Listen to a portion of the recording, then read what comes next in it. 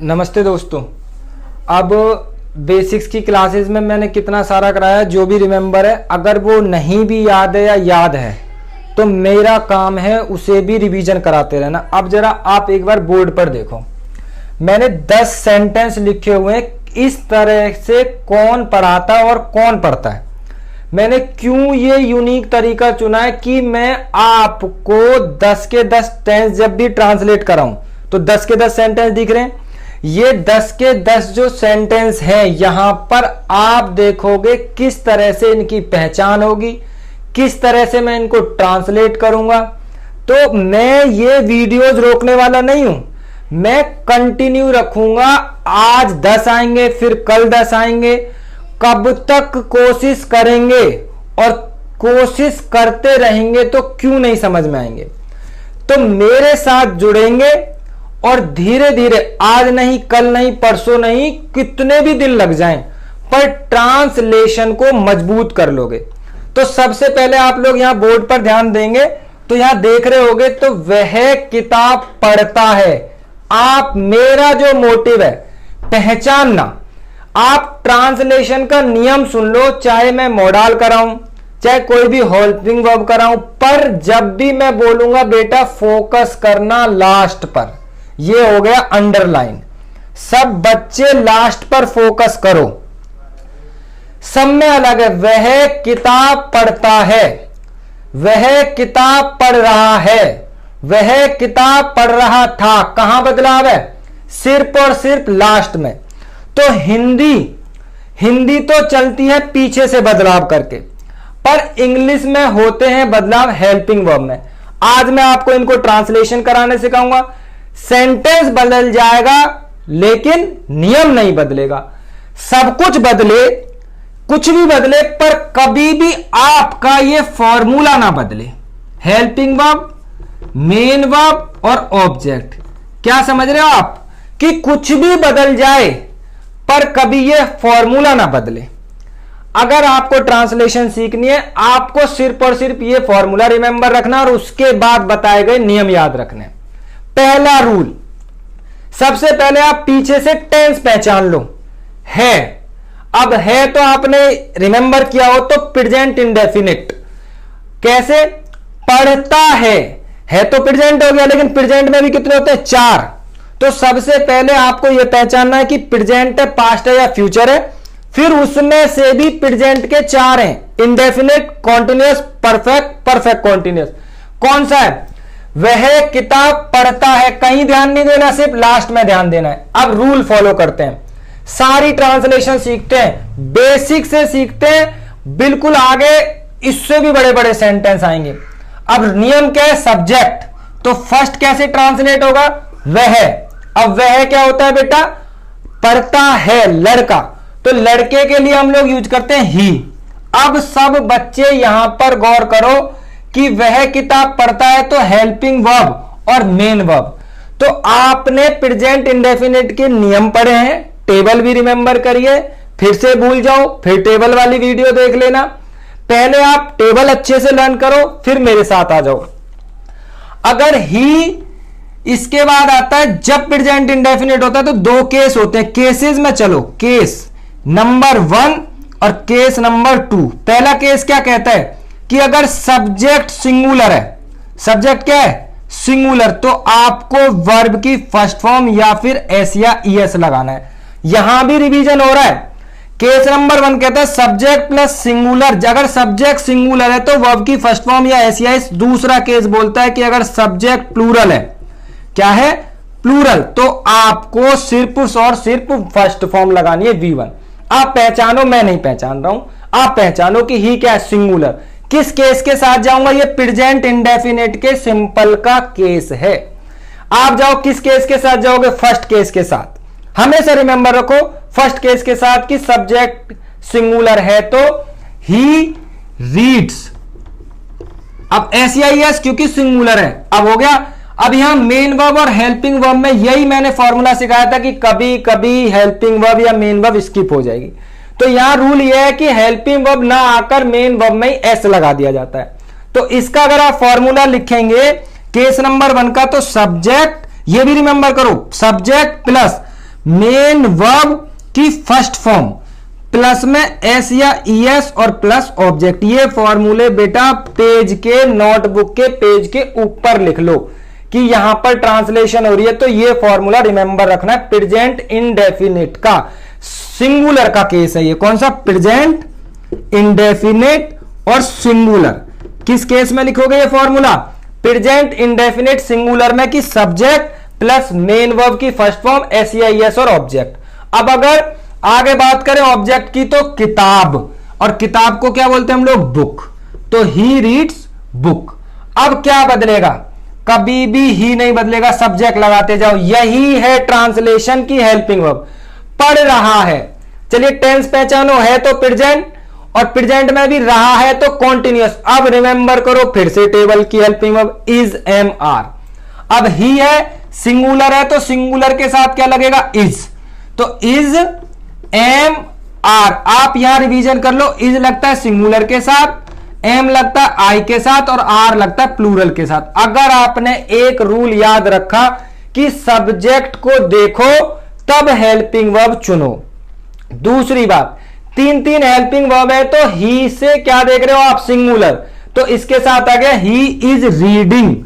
अब ING, reading a book या फिर बुक। अगर मैं आपसे बात करूं कि यहां पर मेन वर्ब में आईएनजी लग गया तो बेटा टेबल बोल रहा हूं ना, इसी के पीछे वाली वीडियो देख लो, टेंस टेबल, कि आपको हेल्पिंग वर्ब और मेन वर्ब दोनों ही रिमेंबर रखनी है। ही इज रीडिंग बुक, तो क्या चेंज हुआ? हेल्पिंग वर्ब चेंज हुई और मेन वर्ब। हर टेंस में आप यहां चीज नीचे देखना, हर जगह पर मेन वर्ब और हेल्पिंग वर्ब चेंज होगी। चलिए थर्ड करते हैं। वह किताब पढ़ रहा था, तो ही अब हो गया था। तो था बोले तो पास्ट, और पास्ट में भी कौन सा? Past continuous. तो फिर से आपके पास दो केसेस आएंगे कि वहां तो सर दो दो होती है हेल्पिंग वर्ब, एक वाज और एक वर। तो आप फिर से रिमेंबर कर लो बेटा, वाज होती है सिंगुलर के लिए और वर होता है प्लूरल के लिए। प्लूरल क्या? सब्जेक्ट। तो हेल्पिंग वर्ब में जल्दबाजी क्यों कर रहे हो? आप पहले देखो सब्जेक्ट क्या है? ही। सिंगुलर तो आप लगाओ ही वॉज। अब कॉन्टिन्यूअस है तो मेन वर्ब के साथ I N G, he was reading book. आ रहा है समझ में? आ रहा है समझ में? ये नियम साथ के साथ लिखते जाना बुक के ऊपर। आज नहीं, हर वीडियो में नियम लिखवाऊंगा, कब तक नहीं याद होंगे। मैं नहीं थकने वाला, मैं हर रोज वीडियो अपलोड करूंगा, मैं करता रहूंगा। आप अपना इंटरेस्ट बताएंगे वीडियो को देखकर कि हां समझ आ रहा है और अब धीरे धीरे इंप्रूव भी हो रहा है। अगर मैं फोर्थ की बात करूं तो वह किताब पढ़ चुका है, अब वह से फिर से ही क्या बदल रहा है? ऊपर से नोट करो, हेल्पिंग वर्ब और मेन वर्ब। इसलिए मैंने आज की इस वीडियो में एक तरीके का क्वेश्चन उठाया कि ये फोकस करा सकूं कि टेंसेस के अंदर सारा रोल हेल्पिंग वर्ब और मेन वर्ब का है। चुका है तो प्रेजेंट है क्योंकि है, और चुका है तो परफेक्ट है, तो ही के साथ अब फिर से दो हेल्पिंग वर्ब है जो होती है और हैव। टेबल में रिमेंबर है ना, तो है जाती है सिंगुलर के साथ और हैव आती है प्लूरल के साथ। ये भी आप मार्क करके चलो, है जाएगी सिंगुलर के साथ और बेटा हैव आएगी प्लूरल के साथ। तो ही हैज। अब रीड, मेन वर्ब पे फिर से फोकस करना है। हेल्पिंग वर्ब चुन ली, लेकिन मेन वर्ब भी जल्दबाजी में नहीं कि यहां रीडिंग है तो सर फट से रीडिंग कॉपी, नहीं। परफेक्ट है तो वर्ब की थर्ड फॉर्म। इसका क्या फॉर्मूला परफेक्ट का? Subject plus helping verb plus main verb की थर्ड फॉर्म। कौन सी फॉर्म? मेन वर्ब की थर्ड फॉर्म प्लस ऑब्जेक्ट। एक काम करते हैं, नेक्स्ट वीडियो में हम लोग सारे टेंस के टेबल के फॉर्मूले लिख लेते हैं, जिससे कि आपको एक और चीज, अगर आपने नहीं लिखने फॉर्मूले तो आप दो चीजें याद कर लो, हर टेंस की हेल्पिंग वर्ब और मेन वर्ब याद कर लो। तो ही हैज, अब रीड थर्ड फॉर्म होती है read, he has read book. अब चलूंगा मैं आगे, वह किताब पढ़ चुका था, अब था हुआ तो पास्ट हो गया ही का ही और हैड। इसमें बहुत आसान है, इसमें केवल एक ही हेल्पिंग वर्ब है, हैड, चाहे सिंगुलर हो या plural. He had read book. तो ये क्या, अब आप यहां नोट तो करो, ये नोट करो कि हेल्पिंग वर्ब और मेन वर्ब में ही बदलाव हो रहा है।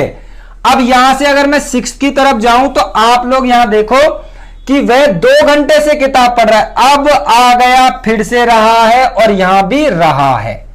तो इसमें क्या अंतर है? तो पहचान ही नहीं हो रही। तो आप यहां देखना कहीं टाइम था नहीं, यहां पर टाइम है। वह 2 घंटे से किताब पढ़ रहा है। अब 2 घंटे से अब 2 घंटे से किताब पढ़ रहा है तो टाइम आ गया और ये टेंस चेंज हो गया, प्रेजेंट परफेक्ट कॉन्टिन्यूअस। तो ही हैज बीन रीडिंग, इसमें भी मेन वर्ब के साथ आईएनजी, बुक। अब 2 घंटे से तो फॉर 2 आवर्स।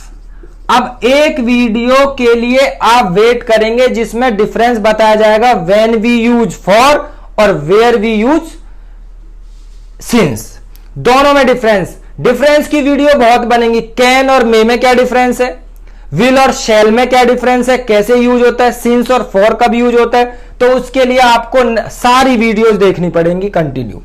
अगर मैं यहां बात करूं 7th की, वह 2 घंटे से किताब पढ़ रहा था, क्या बदला, पूरा टेंस मैच कर लीजिए, रहा तक सेम है, सिर्फ है और था बदला। हिंदी बदल देती है और था, और टेंस बदल देता है हेल्पिंग वर्ब। तो जब यहां इतना सा बदलाव है ना, तो यहां पे भी आप एक बदलाव देखना, बाकी मैं कॉपी कर रहा हूं ऊपर से बार बार।